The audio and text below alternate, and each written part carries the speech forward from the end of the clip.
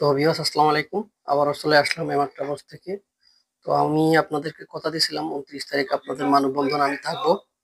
তো মালয়েশিয়া ফেরনের ব্যর্থ যাত্রীদের ৭ দফা দাবি আদায় না হওয়া পর্যন্ত প্রবাসী কল্যাণ মন্ত্রণালয়ের সামনে আপনারা যে মানববন্ধন করছিলেন, তো আমি আমিও আপনাদের নিউজটা কভারেজ করছি।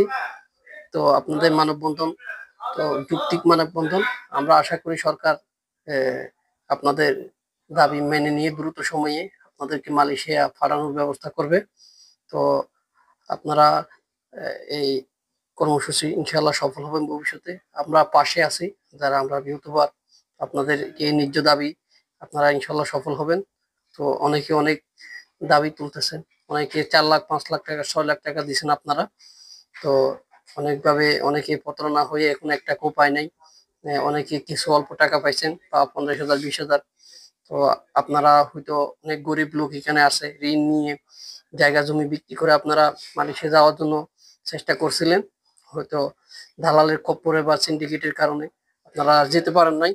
তো আপনারা ইনশাআল্লাহ প্রবাসী কল্যাণ মন্ত্রণালয়ে আমাদের মাননীয় উপদেষ্টা ডক্টর ইউনূস ইনশাআল্লাহ আপনাদের এটা দ্রুত সমাধান করবে আমরা আশা করি। তো উনি প্রবাসীদের জন্য খুবই আন্তরিক। আমাদের বর্তমান যেটা আমাদের প্রবাসী মন্ত্রণালয়ের যিনি দায়িত্বে আছেন আসিফ নজরুল মাননীয় উপদেষ্টা, উনিও খুবই আন্তরিক প্রবাস ভাইদের এবং যারা যেতে পারে না মালয়েশিয়া তাদের জন্য। তো আপনারা ইনশাল্লাহ টেনশন করবেন না, ইনশাল্লাহ আপনারা সফল হবেন, আপনারা এই আন্দোলনে সফল হবেন আমরা আশা করি।